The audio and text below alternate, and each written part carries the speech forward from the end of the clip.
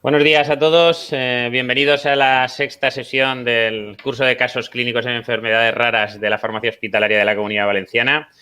Como todos sabéis, esto es una actividad organizada por la Sociedad Valenciana de Farmacia Hospitalaria para compartir experiencias sobre estas enfermedades raras, que quiero recordaros también que se van a reflejar en un documento final con un libro compendio sobre el trabajo que se presenta en estas sesiones. Antes de arrancar, como siempre, agradecer a Alexion y a Kyowa Kirin por su patrocinio, lo que nos dota de los medios necesarios para poder desarrollar estas sesiones. Aquí lo importante es el tema, de manera que yo no quiero extenderme más ni hacer ningún tipo de adelanto sobre lo que hoy vamos a ver, porque la enfermedad rara que hoy abordamos es la enfermedad de Wilson, y para hablar de ello contamos con los compañeros del Hospital Arnau de Vilanova de Valencia, liderado por el doctor Enrique Soler. Y en concreto, en este caso clínico, tenemos el privilegio de contar con una de las referentes en enfermedades raras de esta comunidad, que ha coordinado y dirigido el caso como tutora, es la doctora Mariló Edo. Muchas gracias, Mariló. Y también muchísimas gracias a Lucía Rubio. Ella es la residente del Arnau, que está con nosotros esta mañana y que nos va a presentar el caso clínico de la sesión. Lucía nos hará la presentación, en primer lugar. Cualquiera que tenga alguna pregunta, comentario o cuestión, en el campo que tenéis en la parte de la pantalla derecha abajo de preguntas, podéis ir escribiendo ahí todo lo que queráis y yo al final de la presentación se lo transmitiré a Lucía. Ya digo que sin más, vamos al lío. Enfermedad rara, enfermedad de Wilson. Lucía Rubio. Lucía, cuando quieras. Muy bien.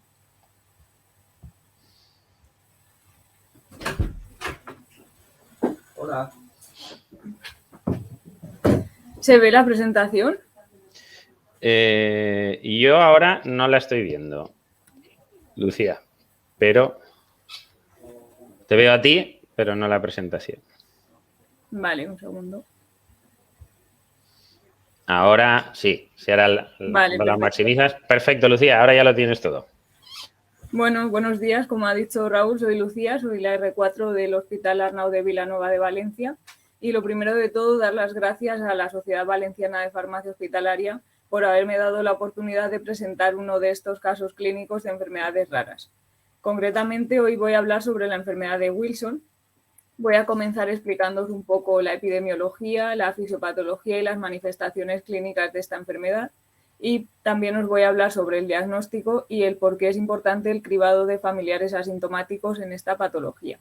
Luego os voy a explicar las opciones terapéuticas actuales y un poco un resumen de los ensayos clínicos que están en marcha, y voy a acabar exponiéndoos el caso clínico de uno de nuestros pacientes. En 1912, el neurólogo inglés Kenneth Wilson describió a un grupo de pacientes jóvenes que presentaban cirrosis hepática junto con afectación neurológica. Este grupo de pacientes se puede considerar los primeros diagnosticados de la enfermedad de Wilson. Esta enfermedad es una enfermedad autosómica recesiva en la que se produce una acumulación de cobre en distintos tejidos y órganos, sobre todo en el hígado y en el cerebro. Comentar que si los dos padres tienen afectados uno de los genes para la enfermedad de Wilson, los hijos tendrán un 25% de posibilidades de desarrollar la enfermedad. En cuanto a la epidemiología, ya sabéis que es una enfermedad rara, puesto que afecta a menos de 5 casos por cada 10.000 habitantes, y esto hace que sea importantísimo fomentar el conocimiento de esta enfermedad, tanto entre profesionales sanitarios como entre los propios pacientes y familiares. Orphanet estima que la prevalencia está entre 1 o 9 casos por cada 100.000 habitantes, siendo en la Comunidad Valenciana esta prevalencia de entre 1 y 2 casos por cada 100.000 habitantes. La edad de presentación es muy variable, puede aparecer entre los 50 y los 5 años de edad, pero lo más frecuente es que aparezca alrededor de los 30 años. Afecta por igual a hombres y a mujeres y su incidencia es de 1 por cada 30.000 nacidos vivos. He mencionado antes que en esta enfermedad se produce una acumulación de cobre en el organismo. El cobre es un oligoelemento esencial en el ser humano y la mayor parte de él se encuentra en el hígado, en tejidos y músculos.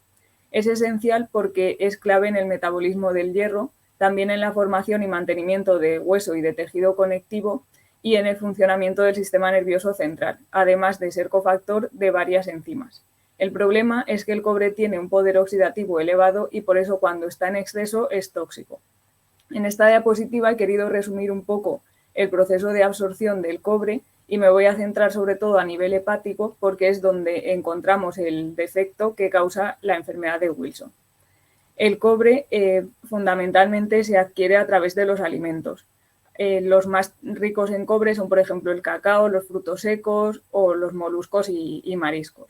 Entonces, el cobre de la dieta llega al intestino delgado y ahí se absorbe, gracias a un transportador que hay en el enterocito, que es el CTR1, y pasa a la sangre. El cobre en la sangre viaja unido a la albúmina y a otras proteínas y de ahí llega al hígado. En el hígado, el cobre puede tomar dos caminos y el hecho de que tome un camino u otro depende de un transportador que se encuentra en el hepatocito, que es el ATP7B.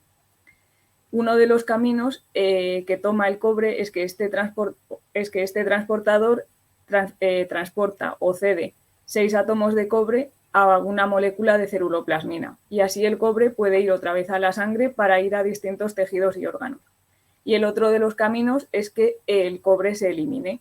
Cuando el cobre está en exceso, el transportador ATP7B lo que hace es favorecer la salida de moléculas de cobre al canículo biliar para que éste se elimine por las heces.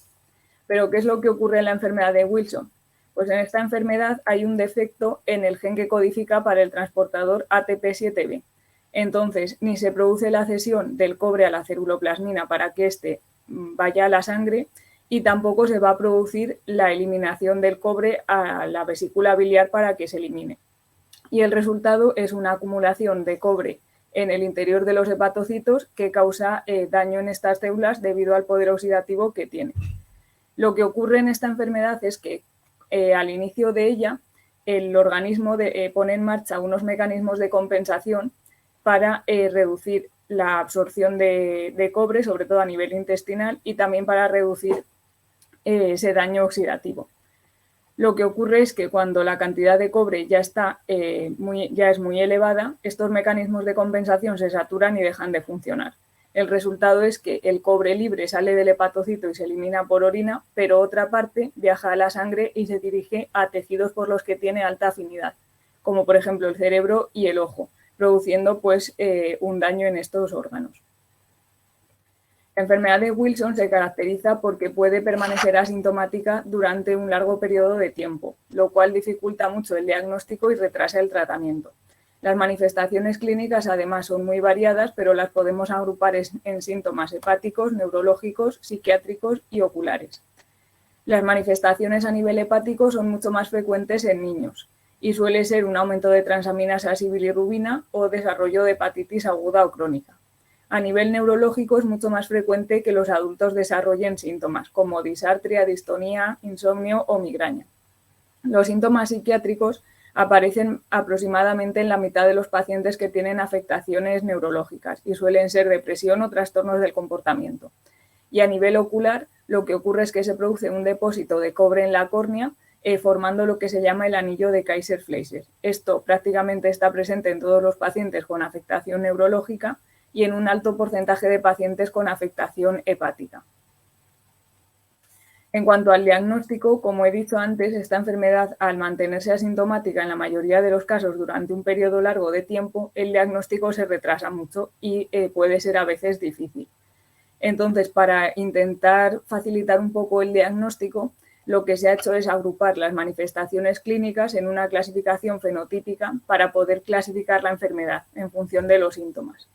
Así como veis en esta tabla, tenemos una presentación hepática con afectación aguda o crónica y una presentación neurológica, asociada a hepatopatía sintomática, no asociada a hepatopatía o en el caso de que no se haya investigado. Para poder realizar el diagnóstico de la enfermedad de Wilson son claves las pruebas de laboratorio y también se puede realizar un estudio genético. En cuanto a las pruebas de laboratorio, hay que analizar transaminasas, ceruloplasmina en plasma, cobre total en plasma, cobre en orina de 24 horas y cobre intrahepático. Esta última determinación es la que menos se hace por su dificultad. Y en la tabla he puesto los valores normales de estos parámetros y los valores típicos de los pacientes con enfermedad de Wilson, como veis ahí.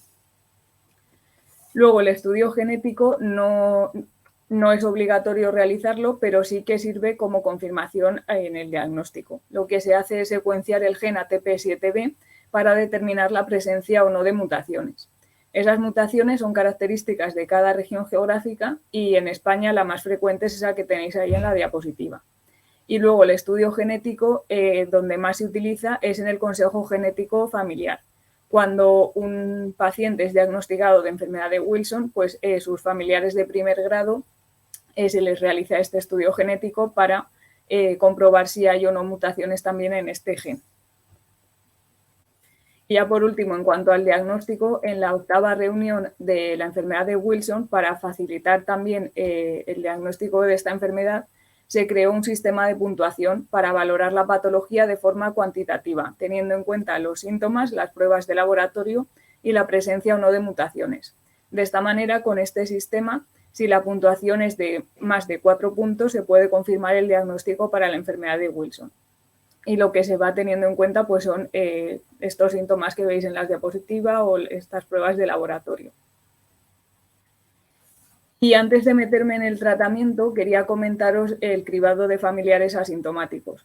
Como esta enfermedad, ya he dicho, puede permanecer asintomática durante muchos años y tiene una herencia autosómica recesiva, este cribado de familiares asintomáticos es muy importante para detectar posibles casos de pacientes que no presenten ningún síntoma, pero que sea necesario tratarlos para que no evolucionen a más.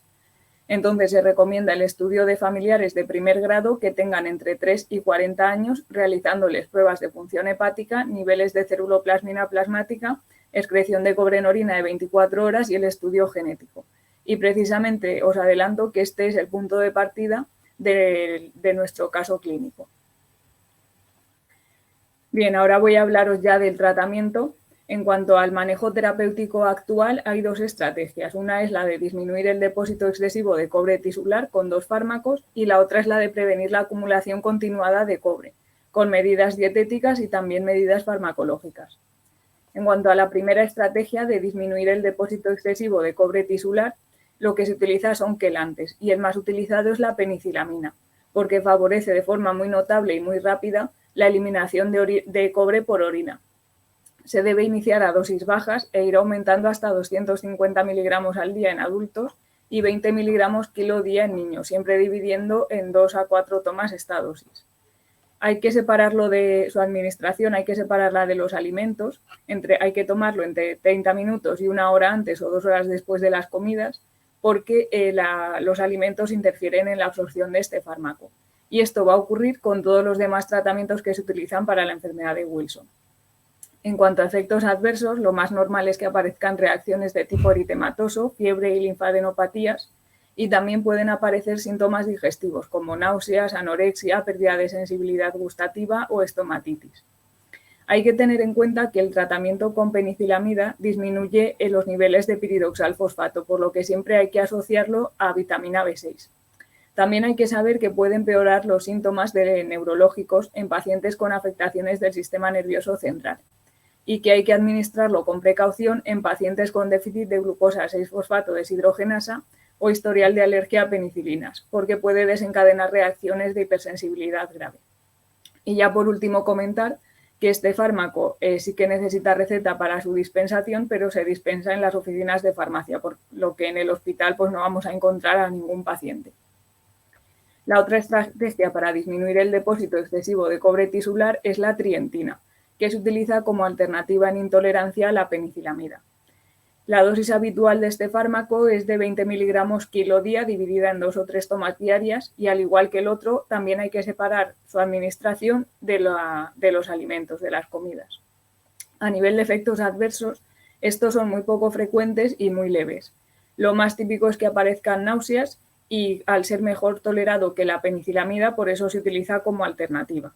Sí que es importante saber que puede provocar alteraciones cromosómicas en el feto, lo cual no causaba la penicilamida, por lo que no se va a poder utilizar en pacientes, en mujeres embarazadas o que puedan quedarse embarazadas.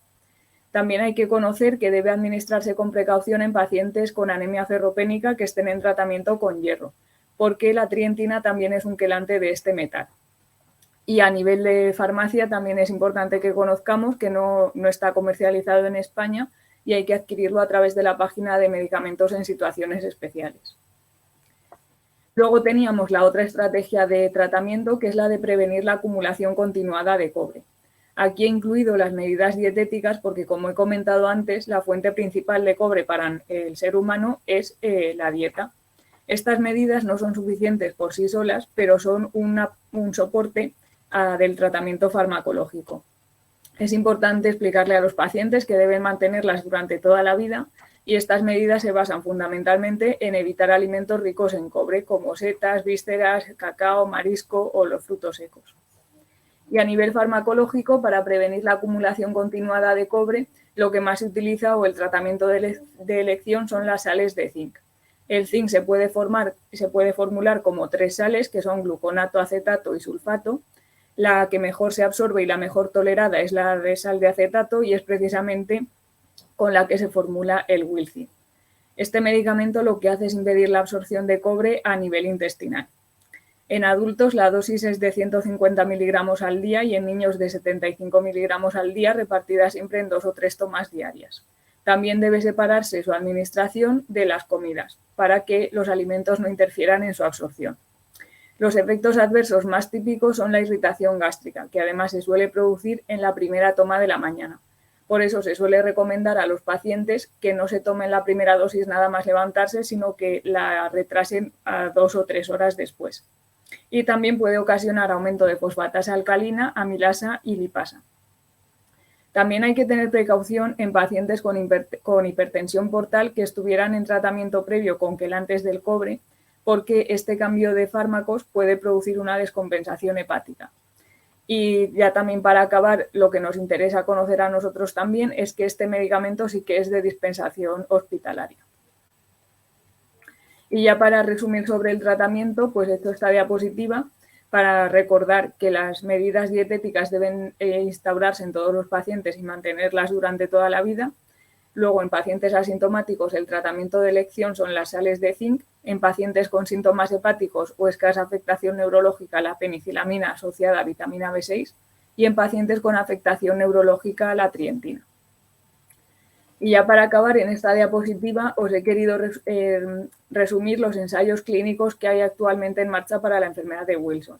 Como veis, están en distintas fases y de aquí simplemente deciros que 2 de los fármacos que se usan en varios ensayos clínicos están basados en un mecanismo de acción ya conocido y con eficacia demostrada, que es el de formar complejos para que el cobre se elimine del organismo. Pero otro ensayo ha optado por una terapia más novedosa, por una terapia génica basada en una versión abreviada del gen que codifica para el ATP7B. Esta estrategia parece que ha restaurado la homeostasis del cobre, ha revertido el daño hepático y ha conseguido una mayor eliminación del cobre en modelos de ratón. Entonces están esperando a ver qué pasa con el ensayo clínico. Y antes de meterme en nuestro caso clínico, he querido hacer esta diapositiva para explicaros un poco qué es el proyecto Euro-Wilson. Volviendo a decir que el hecho de que sea una enfermedad rara y que su diagnóstico sea muy complicado, este proyecto nació con el objetivo de obtener la máxima información sobre esta enfermedad. Para ello se creó una base de datos de pacientes diagnosticados de la Unión Europea para poder obtener una mayor uniformidad del sistema de recogida de datos, mejorar el manejo clínico, facilitar el diseño de estudios y obtener más información, sobre todo a nivel de incidencia y prevalencia. Bueno, y ahora sí que os voy a presentar ya nuestro caso clínico. La protagonista es una mujer de 56 años, sin antecedentes patológicos relevantes, pero con 2 hermanos diagnosticados ya de enfermedad de Wilson y un hermano sano. Aquí os he querido poner la cronología de esta paciente desde el inicio de las consultas en nuestro hospital en 2004 hasta la actualidad y os voy a explicar un poco los puntos más notables de su seguimiento, porque como veis es un seguimiento ya bastante largo. En 2004 se hace el despistaje para la enfermedad de Wilson en esta paciente porque, como he dicho, tiene 2 hermanos ya diagnosticados. Entonces, en nuestro hospital lo que se le hace es una analítica con ceruloplasmina, cobre sérico total, cobre en orina de 24 horas y transaminasas. Y lo que cabe destacar es que los niveles de ceruloplasmina y de cobre sérico total están por debajo del rango, están en valores típicos de pacientes con enfermedad de Wilson. Y los otros valores, como veis, son normales. Frente a esto se manda al hospital de referencia para terminar de hacer el despistaje y allí se le hace una ecografía hepática donde solamente se observan quistes y también la exploración oftalmológica para ver si se ha formado ese anillo de cobre en el ojo, pero se ve que el anillo de Kaiser-Frazer es negativo. Frente a estos hechos se decide un seguimiento semestral en las consultas externas de medicina interna de nuestro hospital y en las analíticas de 2005-2006 lo que se observa es que los niveles de ceruloplasmina vuelven a estar bajos en valores característicos de pacientes con enfermedad de Wilson y el cobre sérico total también, mientras que el cobre en orina de 24 horas y las transaminasas se mantienen en rango. Frente a esto se decide realizar el estudio genético con la secuenciación de ese gen que codifica para el transportador ATP7B y se detectan esas 3 mutaciones que tenéis ahí, por lo que se confirma el diagnóstico de la enfermedad de Wilson. Y comentaros que esas mutaciones son las mismas que las que se vieron en los hermanos diagnosticados de la enfermedad. A partir de aquí, el siguiente año, en el 2007 se le realiza otra analítica de seguimiento donde se ve de nuevo que la ceruloplasmina y el cobre sérico total están bajos y esto se va a mantener igual en todas las analíticas del seguimiento. Pero además en esta se ve que el cobre en orina de 24 horas está elevado, ya está en valores también de pacientes con enfermedad de Wilson. Entonces el médico decide iniciar tratamiento y como la paciente es asintomática, pues se opta por las sales de zinc a dosis de 50 miligramos cada 8 horas. Entonces también aquí entramos nosotros porque el fármaco es de dispensación en la farmacia del hospital y se nos presenta un punto importante de atención farmacéutica. Aquí lo más importante es recordarle a la paciente que debe seguir el tratamiento de una forma adecuada. Además, también hay que explicarle que la absorción de este fármaco interfiere con la absorción de los alimentos, por lo que va a haber que espaciarlo, debiéndolo tomar, como he dicho, entre 1 hora antes o 2 horas después de las comidas. Y otro punto importante es recordarle los efectos adversos que puede producir, sobre todo esa irritación gástrica que he comentado antes. Y también volverle a remarcar las medidas dietéticas que debe seguir. Entonces, a partir de aquí inicia el tratamiento y en las siguientes visitas, pues la paciente refiere que tolera bien el fármaco y que se lo toma de forma correcta.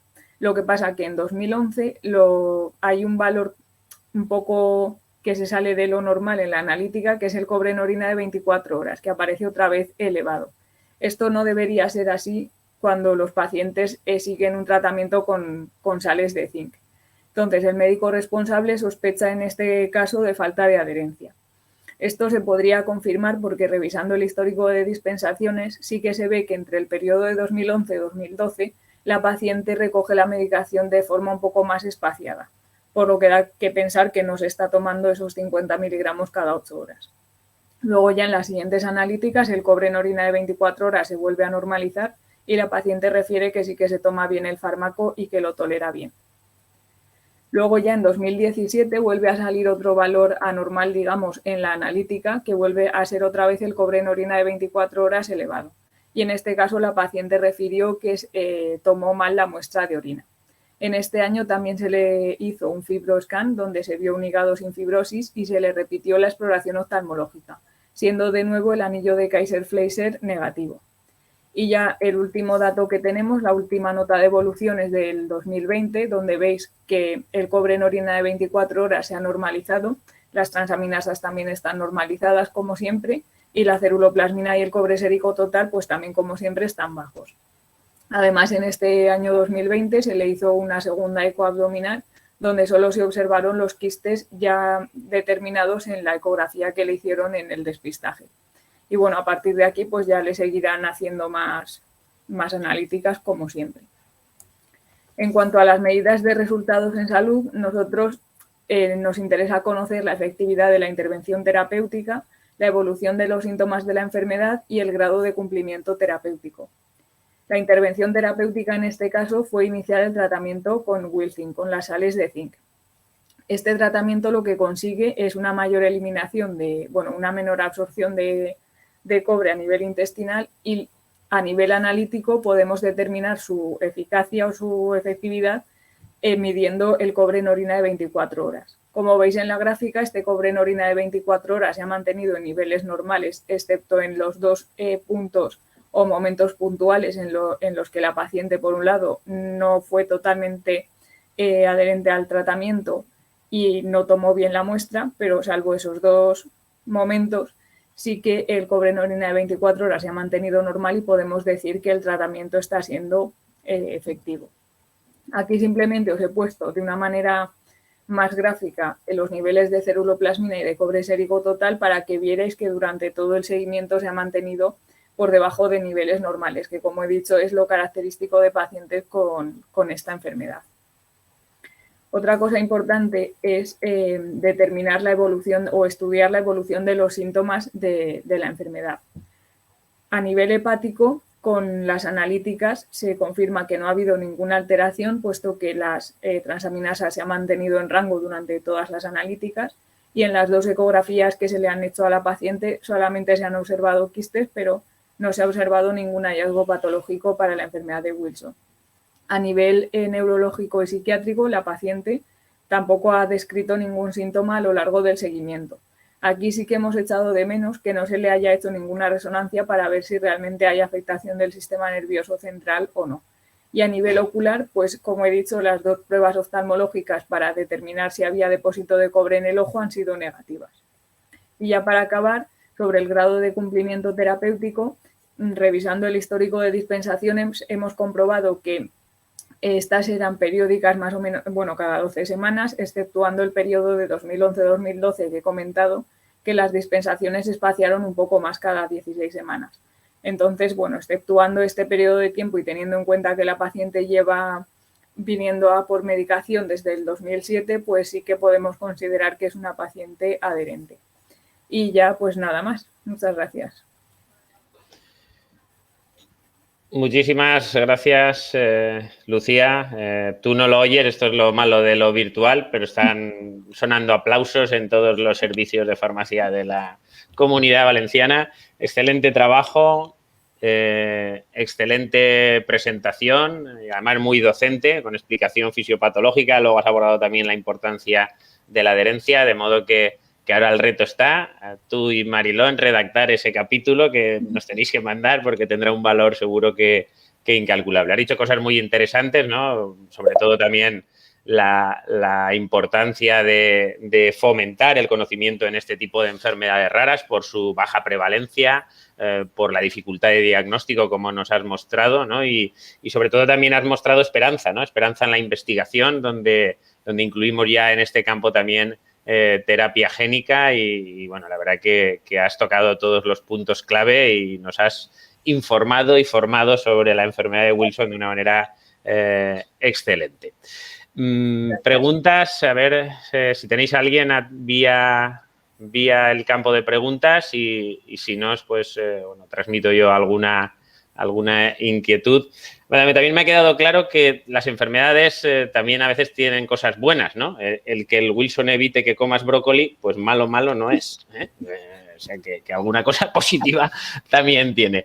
Pero, Lucía, una cuestión. Desde mi desconocimiento, has hablado de una terapia no secuencial, pero sí que condicionada a determinadas situaciones, ¿no? El empleo de sales de zinc para prevenir la acumulación en pacientes asintomáticos. Luego pasaría también a alternativas del empleo de quelantes con síntomas hepáticos como la penicilamina o bien la trientina por intolerancia a esta o por daño neurológico.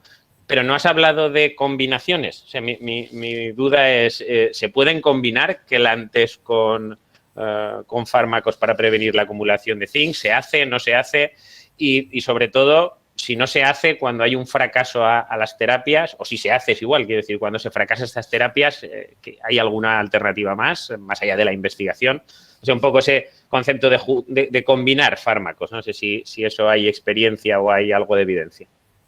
Pues sí que he leído que sí que se pueden combinar las sales de zinc con los quelantes, con la penicilamida. Y esto pues se haría en casos de pacientes que tengan sintomatología hepática y también para favorecer una menor cantidad de cobre en el organismo.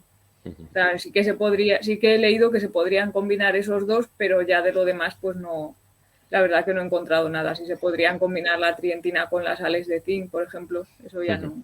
No hay evidencia de eso. Bueno, pues nada, esperaremos también los nuevos fármacos que entiendo que abrirán nuevas oportunidades. Y ya, por último, por no alargarnos mucho más ya, que yo creo que ha quedado todo muy claro, pero esto ya es un poco curiosidad también, ¿no? Has hablado del componente hereditario, ¿no? De la herencia de la enfermedad, de esa transmisión, ¿no? De ese compartir patología entre hermanos, y has hablado de que el caso clínico que nos has presentado habían más hermanos afectados. No sé si tienes datos de ellos o si sabes si la enfermedad circula de manera similar o evoluciona de manera similar entre ambos. No sé si esos otros hermanos los tratáis también o se tratan en el Arnau o no. No sé si tienes datos también por ver si va la enfermedad pareja o no. Sí, pues de uno de los dos hermanos sí que tenemos aquí datos porque sí que lo están siguiendo en el hospital, y la principal diferencia con el caso clínico que he explicado es que en uno de los hermanos sí que presenta algo de afectación neurológica, porque refiere en la historia clínica que tiene temblor de los miembros superiores, pero la resonancia no presenta ninguna evidencia de daño neurológico. Entonces, esto también es otra diferencia importante, que al hermano sí que se le hizo una resonancia, sin embargo, a la paciente de nuestro caso clínico no. Y luego, bueno, también este hermano desarrolló fibrosis. En un fibroscan se le vio que tenía un grado de fibrosis F1 y el médico le propuso un cambio de tratamiento a penicilamida cuando observaron esta afectación hepática, pero bueno, en la historia refiere que el paciente no aceptó este cambio de tratamiento y prefirió seguir con las sales de zinc, y bueno, parece que sí que está siendo efectivo también el tratamiento en este caso. Fenomenal. Pues bueno, Lucía, no tenemos más preguntas. Yo creo que es que más que nada porque ha quedado todo clarísimo. Muchísimas gracias. Recordaros a todos que nos volvemos a ver el 2 de marzo. La siguiente enfermedad rara que abordaremos es la esfingolipidosis, que nos presentarán los compañeros del Hospital Universitario Dr. Peset de Valencia, con la doctora Mónica Climente, y residente Sara Jiménez. Moderará esa sesión el doctor Andrés Navarro. Gracias de nuevo a Lucía, gracias de nuevo a Mariló, a los compañeros del Arnau, a Alexion y Kiowa Kirin, como siempre, por su patrocinio, y sobre todo muchísimas gracias a vosotros por estar esta mañana compartiendo experiencia en enfermedades raras. Un abrazo a todos y buen miércoles. Chao.